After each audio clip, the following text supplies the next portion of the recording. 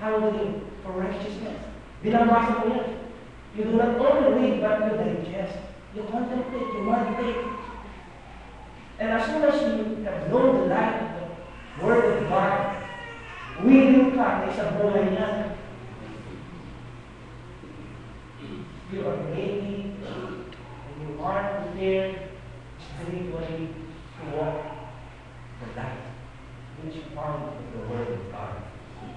You strive to live the light of the truth you know.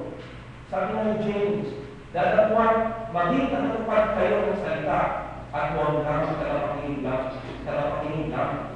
And be ye doers of the word and not hearers only. Kung ang liwanag sa salita ng Panginoon ay inyong nalaman sa pamamagitan ng inyong pagbabasa, sa pamamagitan ng inyong pagpapalitik, sa pamamagitan ng inyong pakikinig, sa mga ganitong parangalan, sa mga Sunday school, that light becomes a part of your life. Yan ang merong hunger or appetite for righteousness. Meron siyang desire to walk in the light. Lahat ng liwanag na kanyang nalalaman ay gusto niya na ito ay isa buhay. Amen. Kung wala kang desire na iyan ay iyong isa buhay, there is no sense of reading the Bible. There is no sense of contemplating the Bible because you will have the desire na ito ay gawin mo sa iyong buhay. Amen. Amen. Sa umaga ito, do you really have that appetite for righteousness? It is by living up to the light of the truth that you become righteous.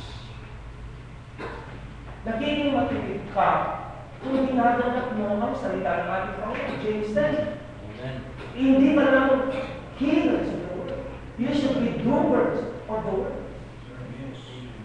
Sa umaga nito, napakarami na natin narinig na mensahe ng ating Panginoon.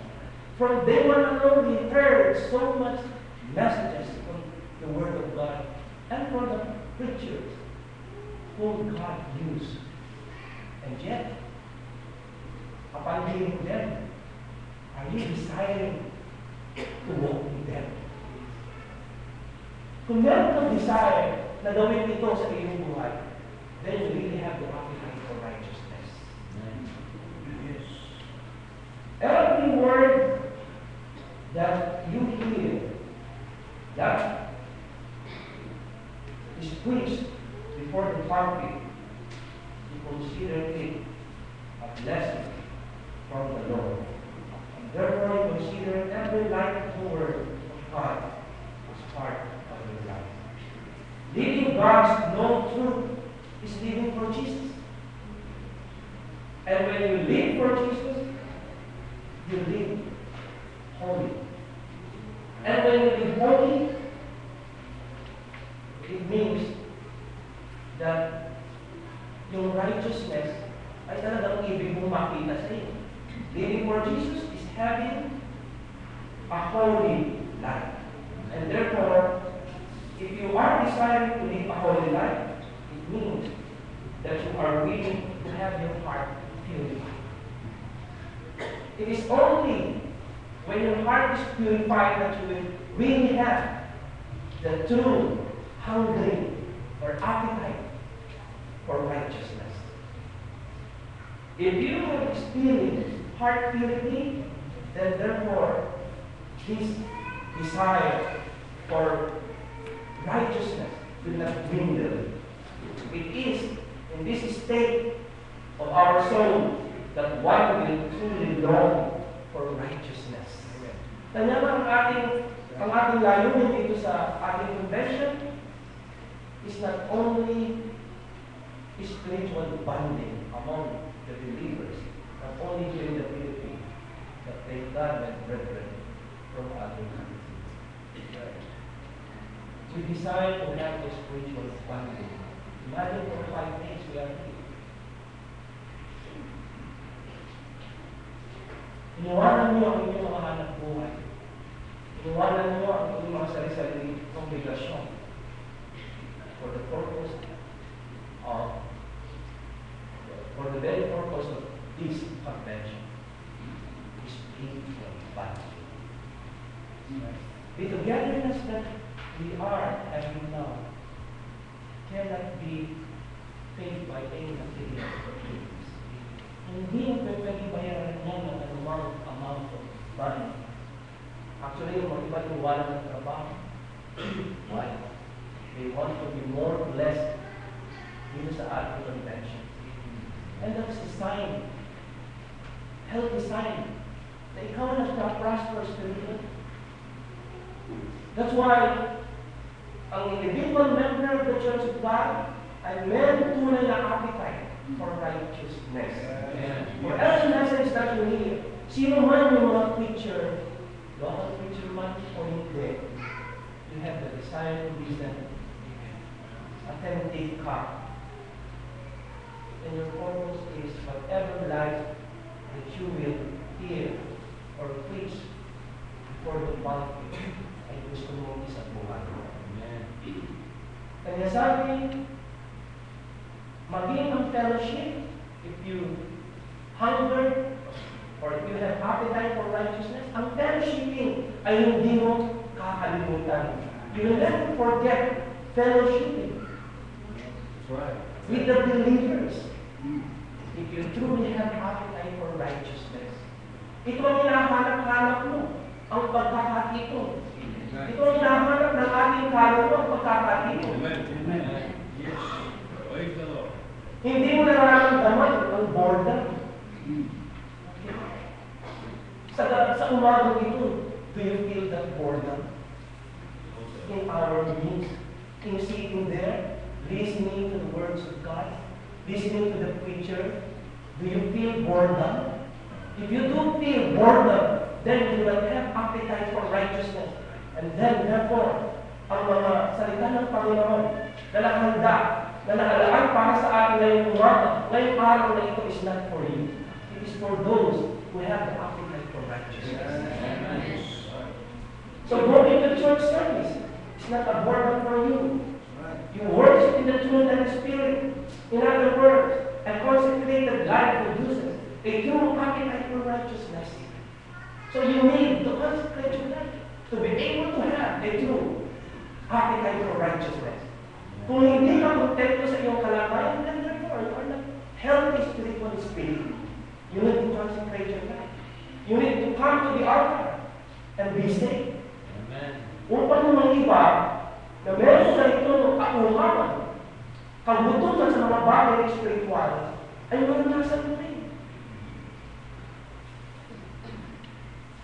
Kung lahat ng individual member of the Church of God sa local congregation have this state of the soul, then ang church na yun, local congregation na yun, is a Sunday church.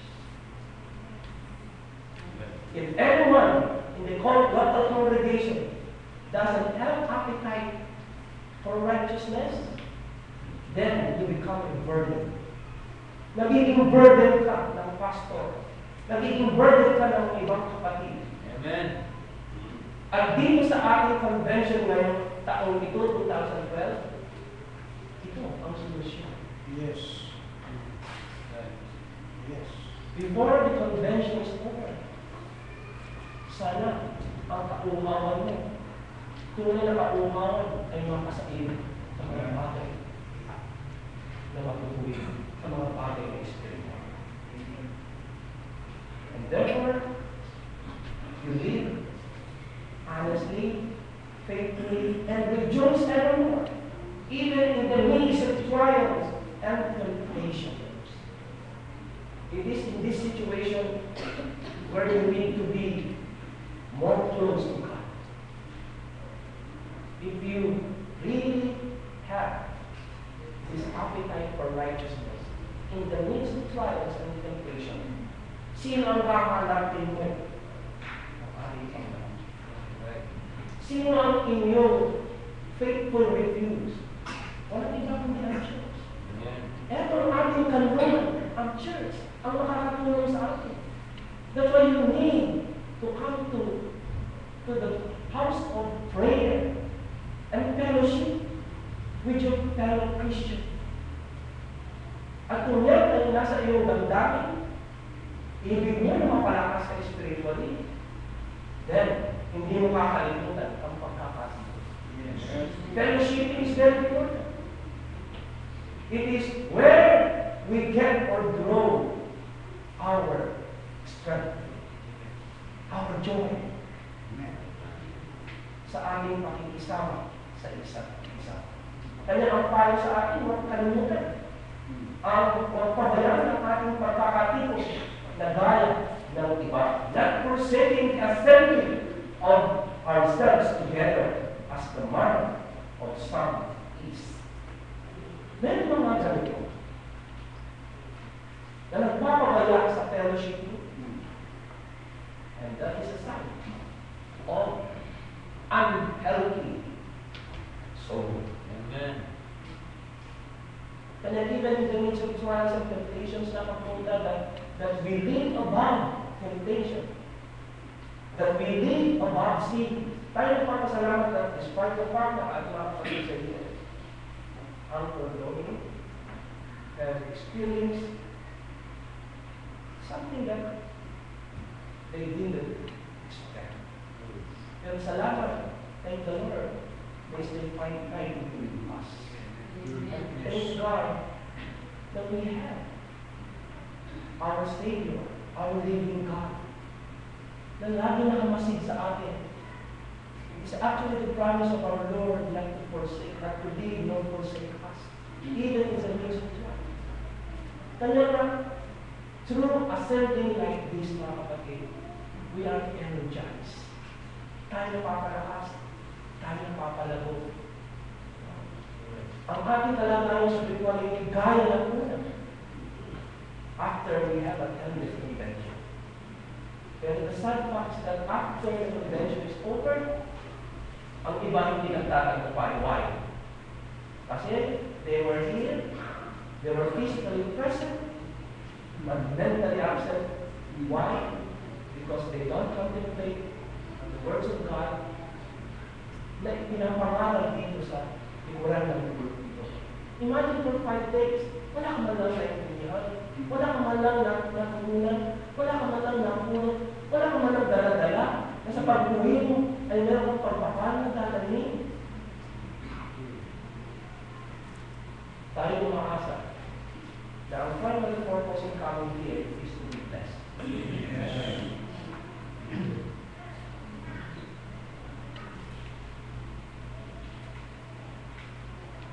Another sign of a healthy church is that the church guards against division. The church guards against division.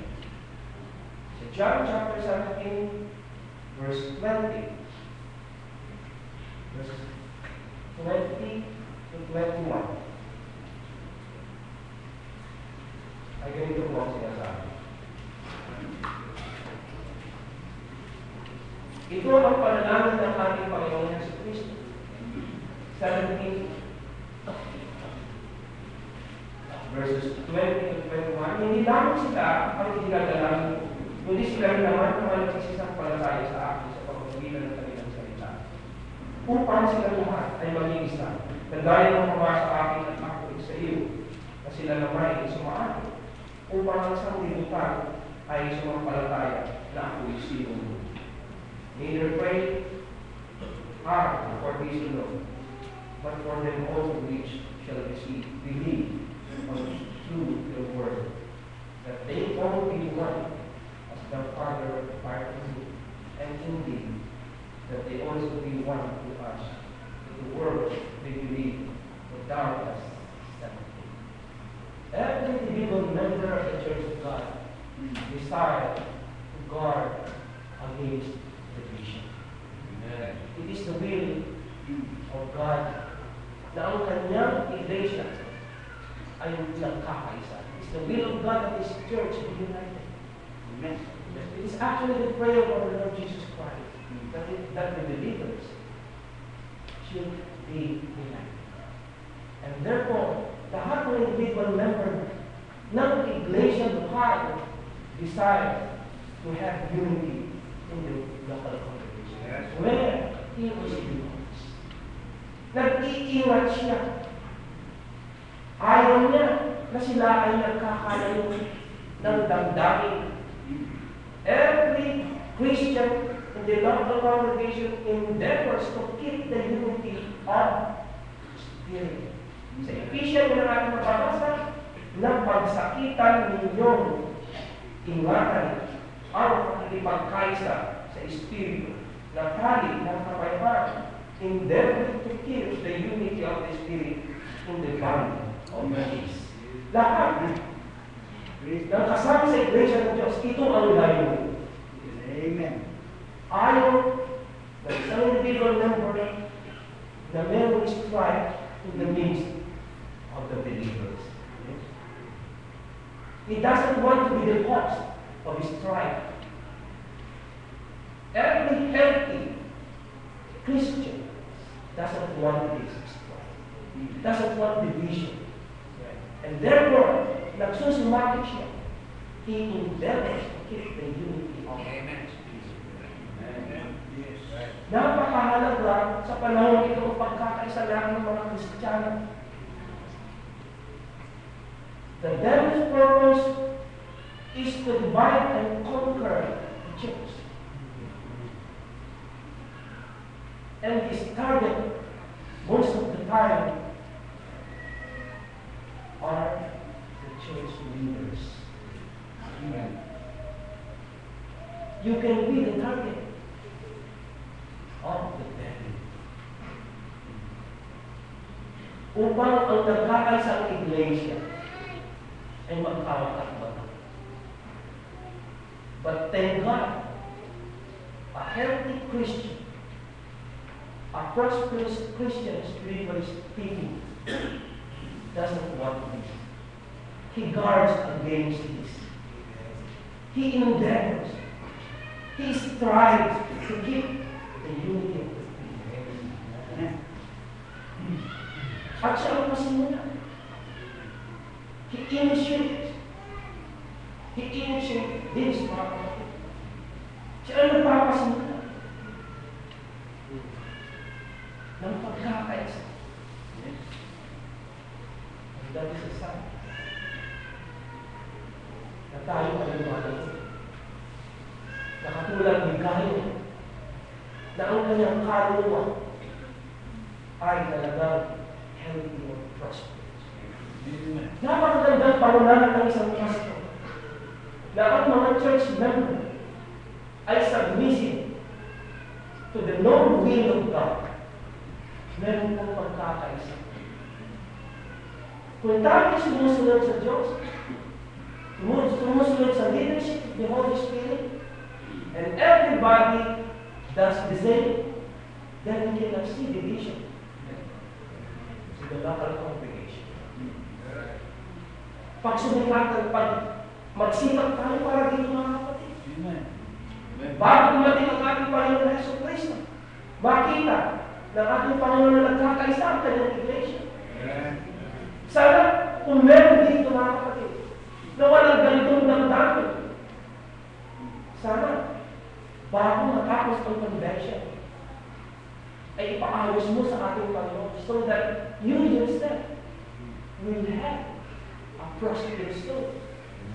When you decide and strive to keep the unity of faith, you will have this desire. God will put that desire in your heart because God is not the author of division. The Lord Jesus Christ doesn't want division. He wants unity among the believers. Kaya tayo papasalamat, we have the same spirit. The spirit that I have is the same spirit that you have. That we have. That's why we have fellowship. Yes. Though we do not have the same ways. Yung iba may naman ba hindi? The others are educated, the others are not. But thank the Lord. Because we have the same spirit, we have fellowship.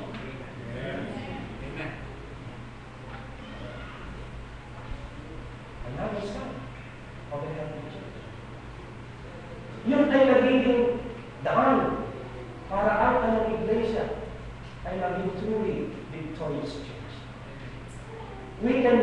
to be a victorious church if we are divided. Yes. You in your congregation among yourselves, nagkaka-kontra-kontra kayo. You are not a victorious local congregation. No. Sapagkat kayo mismo, kalaban mo ang pastor. Ayaw mo kasama sa pastor. Ayaw tumulong sa pastor. The key for a victorious church is that everybody is supporting the pastor. Yes. Everybody is working according to the calling that he has received from the Lord. Lahat ng ito ay nagkakatugma-tugma o nagkakatulong-tulong, nagkakalakit-lakit na gumawa for one purpose.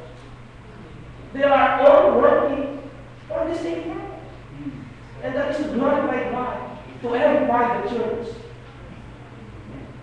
If you have this in your church, then you are a victorious church. Not a congregation. Yan ang gusto ng church tayo kapatak-kapatak. Ang iba gusto mga manunan, ang iba maging pastor, ang iba gusto maging Sunday school teacher, buhay pa ang pastor, gusto na palitan na. Ang pastor hindi marunong mag-English, kailangan palitan. No. Walang ganun ng Espiritu sa Kristo. Amen.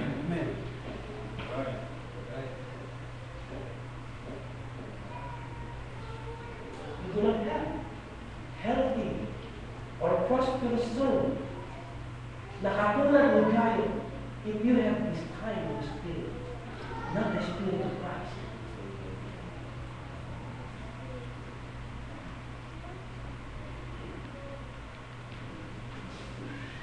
An individual member who belongs to the Church of God always desire to avoid ill will among the believers. That's why he avoids strife. That's why he avoids division. Because he doesn't want this to happen. Ill will among the believers. Imagine mo lang kung ano sa kapatid mo. Ikwento mo sa iba. Iba lang damdamin mo sa akin. Kaya let us be watchful sa mga salitang lumalabas sa ating mga bibig, mga kapatid. Harap mo ako, mabuti kayo. Harap mo kayo, mabuti ako sa inyo. And yet, when we part ways, marami nang sinasabi negative against me. That is not a sign of a healthy or prosperous soul. Tinitingnan ng mga kapatid, pag nakatalikod, ang dami mong sinasabi. That is not a sign of a healthy, prosperous soul. Yes. Backfire. There is no experience like that in the Church of God. Right. Kung kaharap ka na makabuti mo,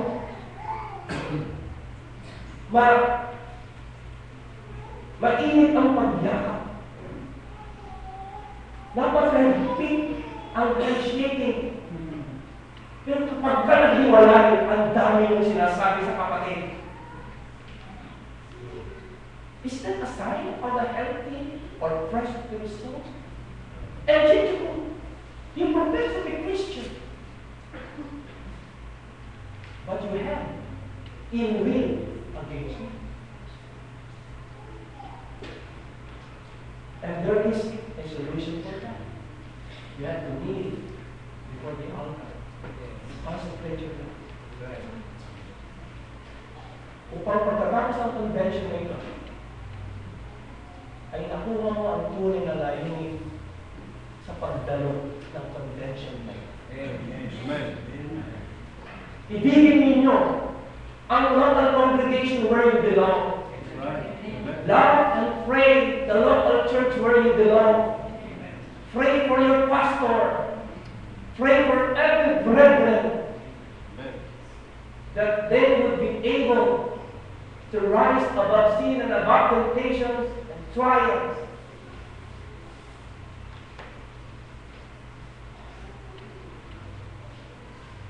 And last, you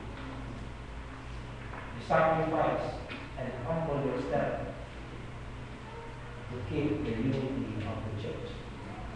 You are willing to sacrifice. Actually, ang ating Panginoon Yesu Cristo, ang ating example for this, He sacrificed His life so that we will not die forever. And therefore, we too, as Christian believers, in the local congregation where we belong, are willing to sacrifice also if the situation calls. We need to do this for the sake of unity among the believers.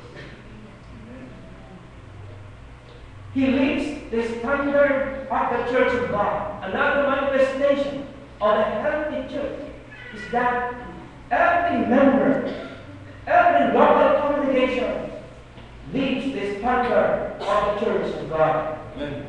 Meron pa man tayo ng Iglesia ng Diyos. Meron siyang standard. Ito ang ibig ng Panginoon na kanyang makita sa kanyang Iglesia. Na hindi lamang ipinangaral, hindi lamang itinuturo, kundi isinasabuhay. Chapter 62 ng Isaiah, verse 10. Kayo'y magsitaan sa mga pinto ang bayan. Inyong ihanda ang lansangan ng bayan. Inyong patakin ang maluwang na lansangan. Inyong pulutin ang mga bato. Magtaas kayo ng matawag na tungkol sa mga bayan. Cover up the stones, lift up a standard for the people. The Church of God has a standard. Yes. And every member of the Church of God endeavors to live the standard of the Church of God, which is one of the signs of a healthy church, of a victorious church. Kasama ba kayo mga kapatid sa pagtataas ng pamantayan ng Iglesia ng Diyos? And what are these standards of the Church of God? The holy living or sinless life, modesty, and unity of the church are among the standards of the Church of God. What the Church of God stands for. And every member of the Church of God endeavor to lift up the church standard. The standard of sinless life. That every pastor in the local congregation preach. The preachers do preach sanctification. The second word of praise. Kaya huwag kayong magtaka kung bakit dahil pinangalangalan ang sanctification. Right. Sanctification is always preached before the pulpit in every congregation of the Church of God, because this is one of the foundational standards of the Church of God. Amen. Holy life. And how can you achieve that? Through the preaching of the Word of God. Ang pananampalataya na gagamit sa pakikinig. At ang pakikinggan kung walang mga aral. And every preacher, godly preacher of the Church of God, preach with sincerity and faithfulness in his heart, like pamanang to preach sanctification. So that every member of the Church of God will experience the second word of grace. It is only through this experience that you will truly have appetite for righteousness. And you will endeavor as well to keep the unity of the faith. Amen. Yung ba ang ating layunin, mga kapatid? Are we supporting the preachers to lift up the standard of the Church of God? O kasama kayo sa nanginira sa pangalan ng Iglesia ng Diyos? Modesty, in particular, how are we in this standard of the Church of God? Alam lang ba natin ito as a doctrine? Do we only know this modesty as one of the Church of God doctrine? Alam lang ba natin? Is it only ahead natin? It should be lived. Kailangan ibuhay natin mga kapatid. Nakikita sa atin mga kapatid. Especially if you are a preacher, if you are a minister of God, nakikita sa iyong manifestation that you are lifting the standard of the Church of God in modern dressing.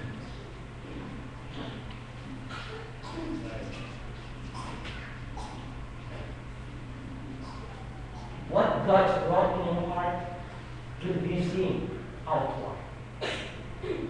If your heart is cleansed by the Holy Spirit, it will be seen outside. Makikita niya.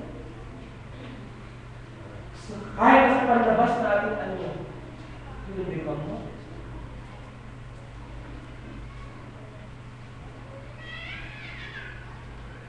Hindi lang mga narag ang may obligasyon upang itaas ang watawat o ang pamantayan ng Iglesia ng Diyos. It is the obligation of every member of the Church of God to lift up the standard of the Church of God. Every individual member. And how can you show that you are supporting this doctrine? Ibinubuhay mo. Nakikita sa atin. Yes. Hindi mahirap na gawin. Amen.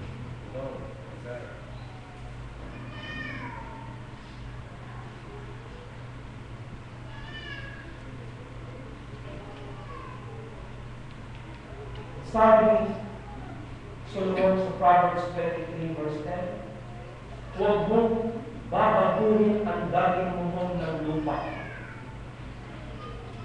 Solomon said, remove not the landmark.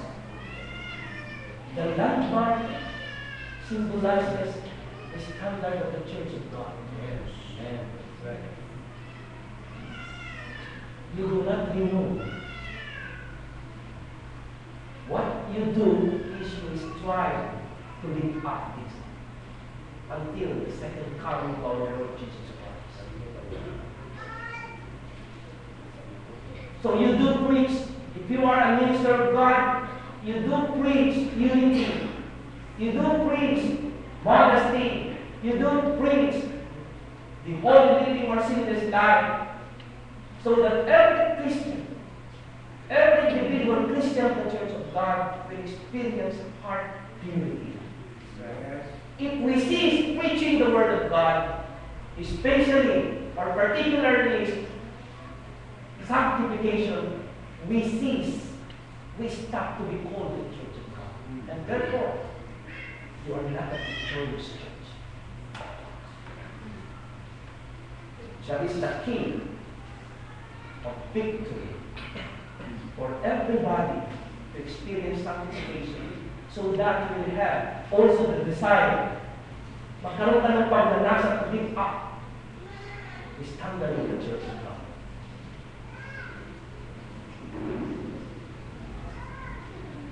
If you are a minister, you do not compromise.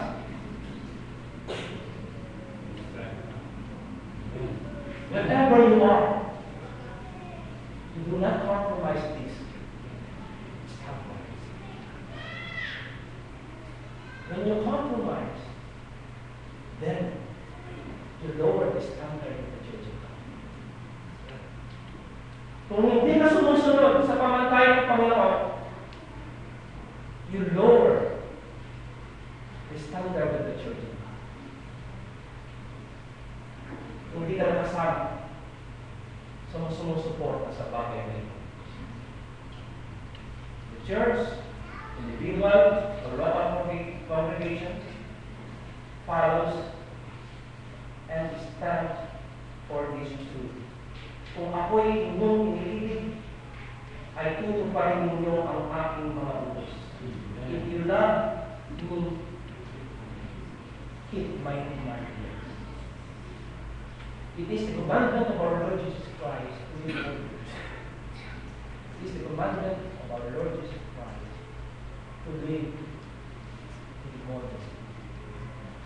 To live among our brethren na nagkakaisa, nagtadamayan. Kanya ang strong or victorious Christian or church edify one another. We edify one another. It's a sign that you are a healthy Christian. Because you're strong, spiritually speaking, you also wanted that your brethren be strong. So you encourage them to live with the Word of God. You show by examples. Kanyang ating patutuan na napakahalaga sa iba. Especially if you are in ministry, your testimony is as stake. Your testimony will give encouragement for those who are weak. Sometimes we are in a situation wherein we become weak. But through the encouragement of our brethren, tayo lumalakas, even in the midst of trials. We become strong and victorious even in the midst of trial. Because somebody is striving to edify us. Somebody is trying to encourage us. At wala nang pinakamahalaga pa na encouragement, kundi ang encouragement galing sa Panginoon natin. Tayo pinalalakas. Kaya sa ating paglapit tayo malakas. Kaya huwag mong ikahiya ang lumapit. Because in the altar we draw our strength. We draw our joy. If you want to be strong, to be victorious, to have a healthy spiritual life, prosperous soul, come to the altar today. May kumanda. Lapitan niyo ang Panginoon. Kung gusto niyo maging katulad ng Cain, at katulad ng mga iba pang Kristiyano, na mayroong prosperous soul, lapitan niyo ang Panginoon ngayon. Amen. Be sanctified. Upang maging kabilang kayo kasama sa mga mananampalataya na sumusuporta upang sa ganon matamo natin ang layunin ng ating tema that truly God's church is a victorious church. Amen. Kaya natin ang tayo. Amen. Praise the Lord.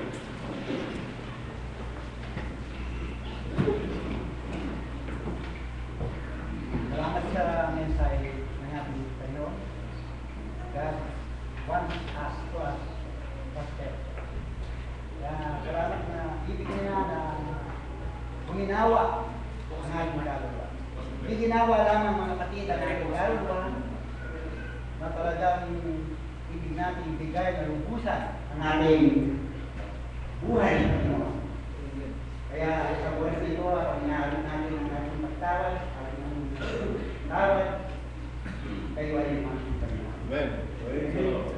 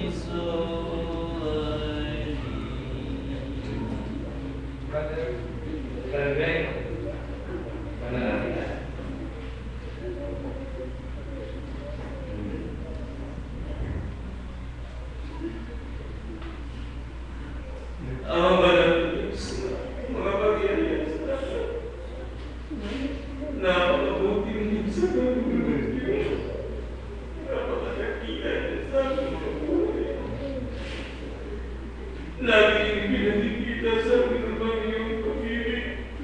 Pagkamalasakit sa mga pinagsasabi ko. Salamat ang para sa pag-ibig. Ang muli ang Diyos, kumilos na sa aking mga buhay at para sa mga puso. Ama, tulungan mo siya sa mga Diyos. Na bawat isa sa amin na nanood sa Panginoon, may bakit namin ito sa mga buhay. Pag-ibig namin ng Diyos na maging matagumpay, pag-alagkasanan ng buhay mo, at pag-ibig ko ng Iglesia, kailangan magtatagumpay ang Diyos. Tulungan niyo kami naman. Tulungan niyo kami lalo magpapakabawa sa iyong banal na harapan. Tulungan niyo kami ang Diyos at ano mga kaalaman, karunungan sa amin. Kami namin wala sapagkat ikaw ang Diyos na higit na marunong sa amin ang Diyos. Tulungan niyo kami sa umagang ito ng Diyos.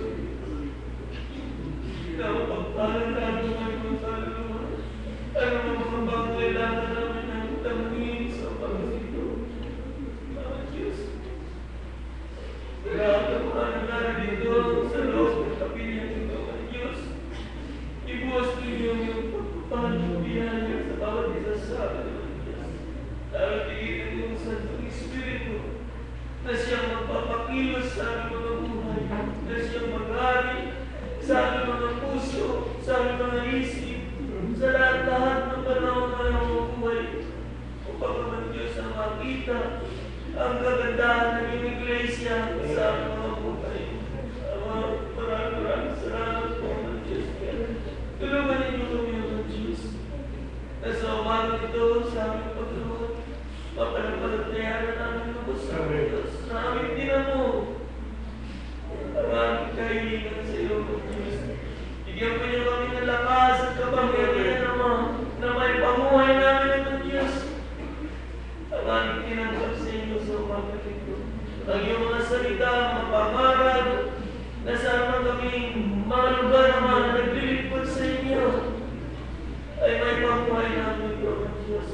Upang ang layunin at pag-guide sa inyo ng Diyos ay lalo magtagumpay ang Diyos ng inyong Iglesia. Sa mga maraming salamat po, Ama, sa iyong pagdalo sa aming sumalang ito. Salamat sa kapatid na iyong ginamit, Ama, upang mayayagan ang tawanan. Salamat sa lakas at kapangyarihan, sa tapang na iyong pinagkaloob, Ama, upang ang mga katotohanan na ito'y mahayag sa aming sumalang ito. Kaya maraming salamat po, Ama. Bigyan niyo kami ng lakas at kapangyarihan sa aming pagdayuhan ng Diyos. May pamuhay namin ang ano mang hinihingi namin sa iyo. Sa ngalan ng Panginoon Jesus. Amen.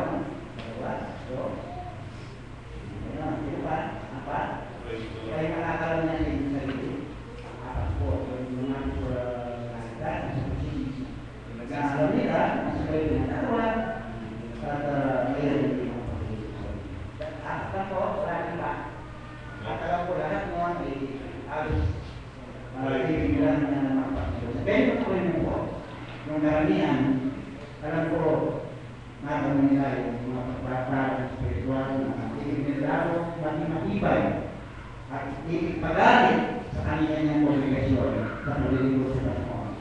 Kaya salamat sa mga kaluluwa. Alis kami na dumapit, pwede may dumapit, basta dumapit lang, nangalibang sa rapat. Alis ka dumapit tayo, no? Maraming na, tayo may dala. Para nakita ko lang, maraming dumapit na yung gusto nilang lalong yung marami. Sa mga kailangan na natutunan. Kaya tayo may lahat ngayon may unahan para kung nakikinahan natin isyo sa langit. Kaya huwag natin para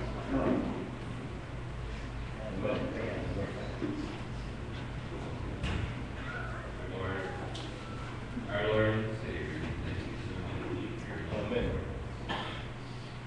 What a privilege and honor it is to be in your presence, Lord. See your Holy Spirit, Amen. Lord, Praise the Lord. through your service this morning, Amen. touch our hearts, remind us of your love, we call our hearts close to you. And we love you this morning. Thank you for this service. Amen. We thank you for your wonderful gift of salvation. Yes. Your plan for the family of man. We ask, Lord, you give us the grace and strength to follow your ways, no matter where they lead us. And we may glorify and honor you forever. Amen. In Jesus' name. Praise the Lord.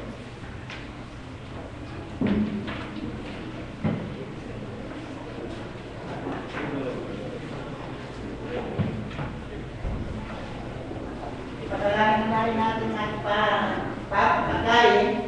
Ang una sa akin si Brother Greg,